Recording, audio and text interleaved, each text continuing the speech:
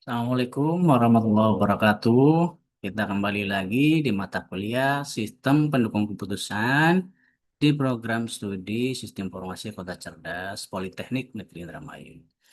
Hari ini kita akan coba membahas tentang satu metode lagi, di mana metode ini adalah metode untuk sebuah perankingan. Ya, sama halnya dengan metode sebelumnya. Namun nanti kita akan kupas apa dan bagaimana tentang metode yaitu adalah SMART. Ya. Namanya keren, yaitu SMART, di mana sebuah singkatan Simple Multi-Attribute Attribute Rating Technique. Gitu ya. Simple Multi-Attribute Rating Technique. Itu kan. Di mana metode ini adalah suatu metode dalam sistem pendukung putusan atau yang kita kenal SPK yang digunakan untuk menyelesaikan masalah multi kriteria decision making gitu ya. Sama halnya itu dengan metode sebelumnya di mana kita membahas tentang SAW begitu ya. Ini sama, tujuannya sama. Namun apa bedanya? Nanti kita akan melihat ya teman-teman. Setiap nilai alternatif diubah menjadi nilai utility. Ya, teman-teman. Di sini adalah garis bawahnya. Bahwa metode SMART ini, setiap nilai alternatif diubah menjadi nilai utility, yaitu 0 sampai 1. Kemudian dikalikan dengan bobot untuk menghasilkan nilai preferensi. Nih. SMART digunakan untuk salah satunya menentukan alternatif terbaik berdasarkan beberapa kriteria, kemudian dengan bobot kepentingan tertentu. Gitu ya. Jadi tujuan SMART sendiri yaitu menentukan alternatif terbaik berdasarkan beberapa kriteria dengan bobot kepentingan tertentu. Begitu ya. Nah, elemen-elemen SMART yang perlu teman-teman ketahui dan kita ketahui bersama yaitu ada pertama alternatif, kemudian kriteria, kemudian yang ketiga adalah bobot, kemudian yang keempat adalah nilai, gitu ya. Kemudian utility, gitu ya. Kemudian yang terakhir adalah nilai preferensi, gitu ya. Di mana alternatif mempunyai simbol A, kemudian kriteria simbol C, kemudian bobot itu adalah simbolnya W, kemudian nilai simbolnya adalah X, gitu ya.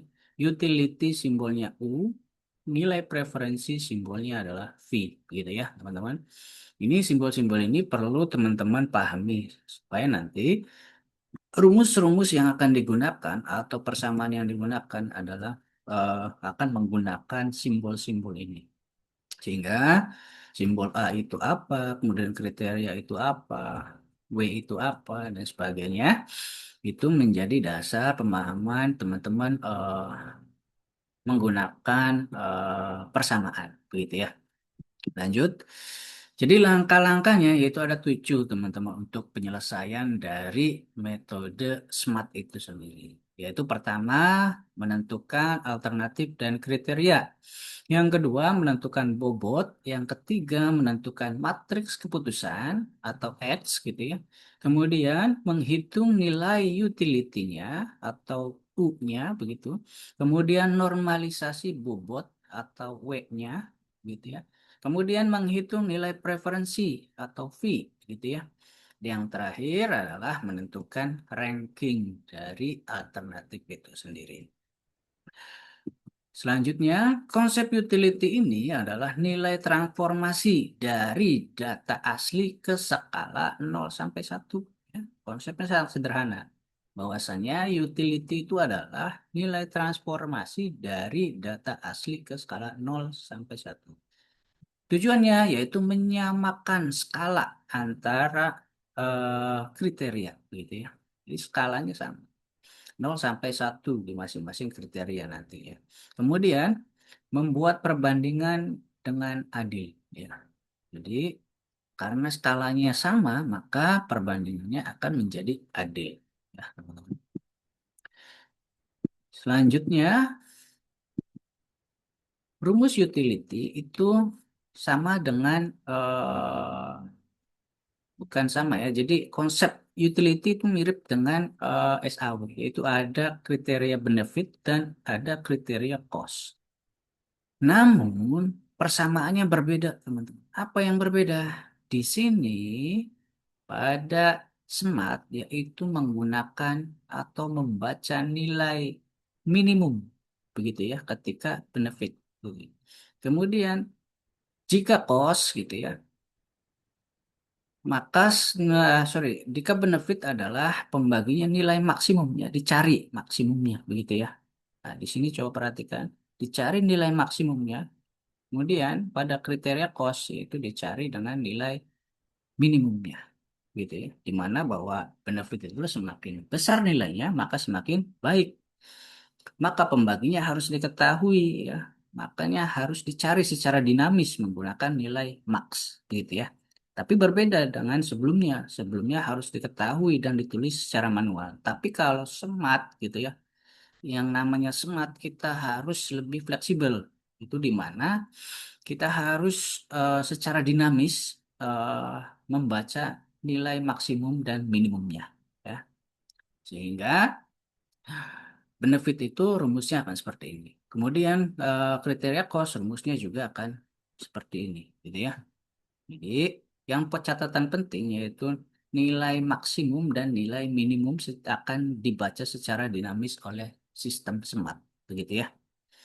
Oke. Selanjutnya kita akan normalisasi ya. Biasa bobot akan dinormalisasi ke eh, menggunakan rumus seperti ini ya teman-teman. Di mana WJ ini sama dengan W aksen C kemudian sigma W aksen C ya. Contohnya bobot awalnya adalah 5, 4, 3. Kemudian totalnya 12. Maka bobot akhirnya berarti kita akan normalisasi nih. Gitu ya. 5 dibagi 12, kemudian 4 dibagi 12, 3 dibagi 12. Gitu ya. Jadi, eh, jadi teman-teman dalam pembobotan ini tidak mengacu prosentase gitu ya. Perlu ditekankan dalam pembobotan di Semat itu tidak mengacu harus jumlah akhirnya 100%, 100 gitu ya. Tapi poin pentingnya nanti setiap bobot itu ya, contoh ada 3 kriteria nih. Kriteria satu bobotnya 5, kriteria 2 bobotnya 4 gitu ya. Kemudian kriteria 3 bobotnya adalah 3. Maka bagaimana cara supaya adil begitu ya? Maka bobot-bobot tadi kita jumlahkan sehingga nanti akan dijadikan perhitungan di bobot akhir, di mana perhitungannya adalah untuk sebagai pembagi ya jumlah semua bobot itu ya dijumlahkan mulai dari bobot 1, 2, 3, 4, 5 dijumlahkan totalnya. Contoh di sini dapatnya 12. Maka kriteria satu akan kita hitung adalah bobot dibagi jumlah. Ya, maka di sini adalah 5 dibagi 12. Kemudian 4 dibagi 12. 3 dibagi 12. Sehingga totalnya atau bobotnya ini akan menjadi adil, teman-teman. Masing-masing akan dibagi 12. Begitu ya, teman-teman. Kemudian setelah itu baru kita menghitung nilai preferensinya. Nilai preferensinya cukup mudah. Ini hanya perkalian saja, teman-teman. Sigma W1, W, WJ atau dikali utility IC gitu ya. Jadi bobot dikali nilai utility gitu ya. Sehingga nanti untuk perankingannya kita sortir aja nilai terbesar berarti nilai atau ranking pertama. Urutkan dari nilai terbesar sampai terkecil. Nanti akan mendapatkan nilai ranking begitu ya. Semakin dapat ranking semakin nilai preferensinya besar, maka semakin itu adalah ranking satu gitu ya. Maka jika nilai preferensinya eh, paling rendah, maka dia ranking terendah. Begitu ya konsep dari ranking. Maka semakin besar nilai preferensinya, maka itu akan semakin baik mendapatkan nilai smartnya. Gitu, teman. Sehingga di sini bahwasanya ada komparasi antara metode SMART dengan SAW ya. Karena sebelumnya kita sudah membahas apa itu SAW begitu ya. Namun ada 4 aspek yang perlu kita garis bawahi bersama, bahwasanya di dalam aspek normalisasi ya, dengan menggunakan metode SMART yaitu menggunakan nilai min dan max yang secara dinamis, begitu ya. Kemudian SAW juga bisa menggunakan nilai max dan min, tapi kita harus mengetahui gitu ya. Kita harus ketik langsung nilai maksimum dan minimum. Tapi kalau normalisasi itu kita kalau SMART itu secara dinamis. Kemudian secara konsep SMART itu menggunakan utility ya, di mana tadi nilai bobotnya itu menggunakan secara dinamis ya. Bukan lagi secara rasio harus 100% begitu ya. Berbeda dengan SAW harus menggunakan rasio begitu ya bobotnya. Harus 100% gitu ya. Atau harus harus satu gitu ya. Angka maksimumnya gitu ya dalam satu bobot. Tapi kalau utility itu bisa dinamis ya teman-teman. Kemudian interpretasi yaitu lebih intuitif gitu ya. Kalau SAW lebih matematis. Gitu ya. Jadi SMART ini lebih dinamis, teman-teman. Lebih intuitif gitu ya dibanding dengan SAW karena lebih matematis dengan angka yang pasti gitu ya. Tapi kalau SMART itu dengan bobot yang eh, lebih fleksibel, gitu, lebih intuitif gitu ya. Makanya ini yang dikatakan lebih dinamis gitu ya. Kemudian kompleksitasnya itu sama, masih skala rendah dalam SPK begitu ya. SAW juga masih rendah. Jadi secara kompleks ini masih sederhana ya teman-teman dalam suatu metode sistem pendukung keputusan gitu ya. Kapan dan bagaimana cara menggunakan SMART dan SAW ini tergantung dari tingkat atau data yang digunakan atau studi kasus yang digunakan teman-teman. Contohnya tadi, ketika beasiswa nih, dalam satu metode beasiswa, ternyata bobotnya banyak begitu ya teman-teman. Bobotnya atau kriteria, sorry, dalam suatu pemilihan beasiswa begitu ya, ternyata bobotnya banyak. Sorry, bukan bobot ya, ternyata kriterianya banyak gitu ya. Kriterianya ada 9, kriterianya ada 17. Nah, ketika teman-teman menggunakan SAW, ini akan kesulitan untuk membobotkan, gitu ya.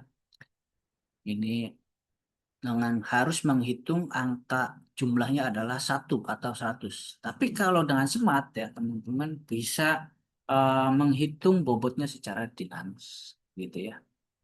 Lebih mudah, gitu ya. Makanya eh, kapan menggunakan Smart, kapan menggunakan SAW itu tergantung dari eh, data atau kasus yang teman-teman gunakan nantinya, gitu ya. Ada kalanya SAW lebih powerful, ada kalanya Smart lebih powerful, gitu ya. Jadi semuanya ini adalah masih powerful dalam sistem pendukung keputusan, tergantung pada studi kasus yang kita selesaikan. Begitu teman-teman. Terima kasih banyak teman-teman. Mudah-mudahan ilmu hari ini dapat bermanfaat. Semoga praktikum hari ini bisa memberi wawasan baru tentang bagaimana SPK khususnya di metode SMART. Kurang lebihnya mohon maaf. Assalamualaikum warahmatullahi wabarakatuh.